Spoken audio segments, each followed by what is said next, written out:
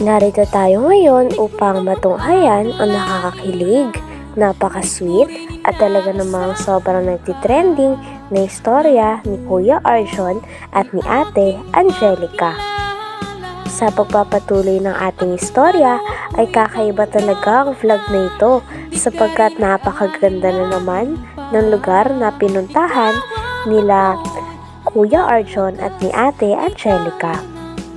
Ang lugar na ito ay ang probinsya ni Kuya Arjon at ng kanyang pamilya. Pumunta nga dito sila Ate Angelica nang sa ganon ay makapag-enjoy at makapagdagat naman muli. Napakaganda nga dito ng dagat at napakaganda rin ng view. Habang patagal nga ng patagal ay mas nalalapit na nga si Kuya Arjon at si Ate Angelica sa isa't isa. Dahil napaka-sweet na naman ng dalawa sa vlog na ito. Arjon, di ko na tayo. Wala na. Masyado ang excited. Hindi ka ang nakasungsot. Ayaw mag-swimsuit. Ay ko, yun ang inaawang-awang ko. Ayaw! Basa ka na naman, oh. Ayaw mag-swimsuit. Pangag. Shirt lang. Saan ayaw mo magsusot? Tiyan mo ako, naka-ano lang, oh. Hindi ako Dahil nakaganto ka. So, ano, nagustuhan mo pagpunta dito, yung Ritz? Maganda? Oo naman, Arjon. Kaya sobrang saya ko kasi di ako.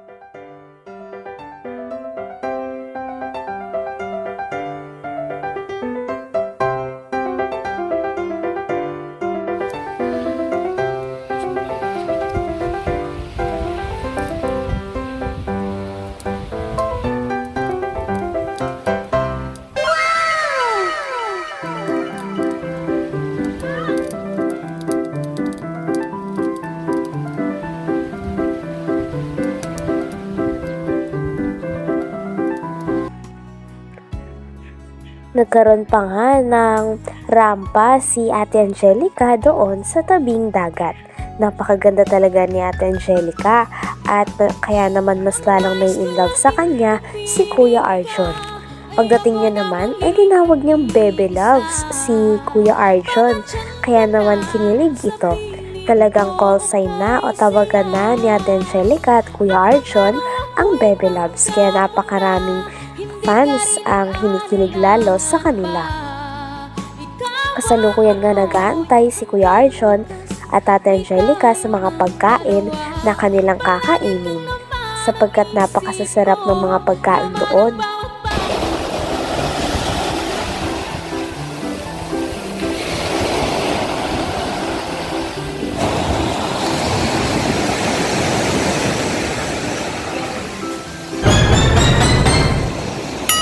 Sana all.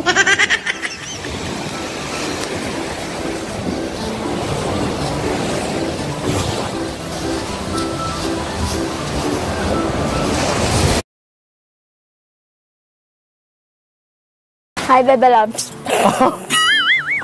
Ano, kumusta ka dito? Nag-enjoy ako dun. Ang ganda ng view. Uy! What? Ano nga?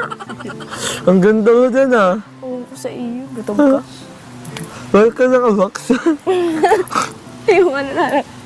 Wala ko naman yun. Nadala ko. Pinagdagda mo ako. Grabe talaga. Dapat ala ka, naggano na rin ako eh. Wag. Pamahay lang. Ha? Grabe talaga. Hindi ko ito na-expect. May pa-shade-shade ka pang nalalaman, ha? Laki ang pasasalamat ko sa Diyos dahil ikaw yung inaubay mo sa akin. Grabe. Sobrang ganda mo. Sa iyo, butag ka. Enjoy na enjoy nga si Ate Angelica at Kuya Arjon sa mga pagkain na kanilang niluluto at inahanda pa. At si Kuya Arjon nga din ang nagpapaypay doon sa inihaw. Kaya naman tinry din ng dalawa ang pagluluto. At natawang-tawa naman si Ate Angelica kay Kuya Arjon sapagkat takot na takot ito sa apoy. Pagkatapos nito ay nagkwentuhan din ng dalawa tungkol sa buhay ni Kuya Arjon. Dandan sa pagpaypay. Sorry ha. Excited na kasi ako magutom. Gutom na ako eh. Pero alam mo, Baby Loves, nung 3 months old ako, dito ako, dito ako pinadala ng mama ko kasi yung mama at tatay, yung mama at daddy ko nga pinaghiwalay kasi alam mo na, ayaw nga ng buong pamilya ko sa daddy ko kasi nga, alam mo na, yung naman ako. Mabaero. Pero kahit na ganun, hindi naman nagkulong daddy ko eh, nakakagait niya. Pero din si mami, nakakagait niya, nakamalan sila. Ang sa akin lang naman kasi yung naghiwalay sila, ganyan. Ayaw mo ng broken family? Oo, ayaw anong broken family. Gusto ko, buo-buo kami. Masaya kasi yung buong pamilya. Lalo nga talagang humahanga si Kuya Arjon kay Ate Angelica sapagkat si Ate Angelica ay napakagaling talaga magluto. At kaya sabi niya rin, yun daw talaga ang gusto niya sa kanyang mapapangasawa, yung magaling magluto at maasikaso sa kanya. Kaya pasok na pasok talaga si Ate Angelica na maging asawa o kasintahan ni Kuya Arjon. Asawa talaga na. Oh, ayos ka lang ba? Yes. Sana all. Sarap. Laki ng pusit, oh.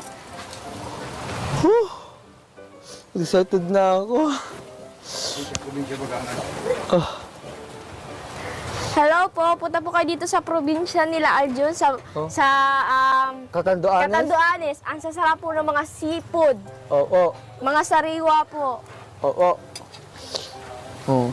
Dito ang mga nanilahan ni Angelica o yung kasintana. Gusto. Hindi pwede. Kasi sa ano mo ka? Ha? Grabe, no? Nako, grabe, nakakaswerte ko. Pag asawa ito. Grabe. Sana, Bakit swerte ako sa'yo? Hindi. Pero alam mo, nakakaswerte ko kapag nag-asawa ito kasi masarap kang magluto. Magaling ka mag-asikaso, ganyan. Yan ang gusto ko sa babae, maasikaso. Ganun din gusto ko sa lalaki, maasikaso. Ano ba yan? Para tayo na gusto. Hindi. Wait lang ako na. Bakit? Uy, mainit. Kasi okay lang yan.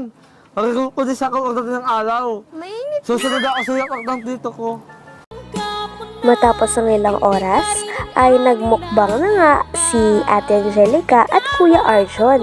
Grabe at sayang-saya talaga at sarap na sarap si Ate Angelica sa mga seafoods doon. Talagang sabi niya nga ay ganoon lang daw siya nagka-enjoy sa mga pagkain doon at sinubukan pa siya ni Kuya Arjon. Napaka-sweet talaga ng dalawa at talagang nasulit nila ang mga napakasasarap na pagkain doon. Gusto mo, dito lang tayo tumira Alam mo, dahil kung ano yan?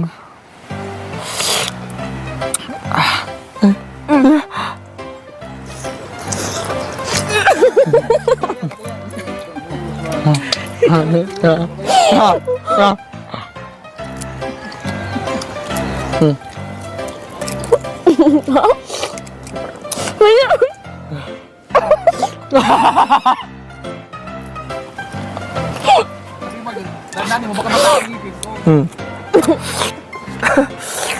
Subukan na. Ang hirap ko. Ano? Sarap. Gusto ko ito. Sarap. Hindi na, mama lang. Pasit nga Huwag gusto. mo nga.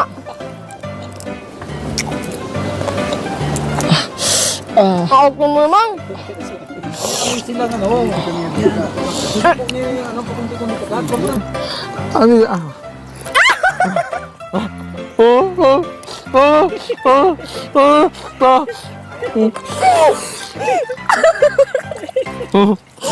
Ay, Mario! Kasi kami gusto niya kain mo niya! Ay, Sana. Hanggang dito na lamang muna ang ating nakakakilig, napaka-sweet at talaga namang sobrang nagtitrending na istorya ni Kuya Arjon at ni Ate Angelica. Maraming salamat sa inyong panonood. Hanggang sa muli. Bye!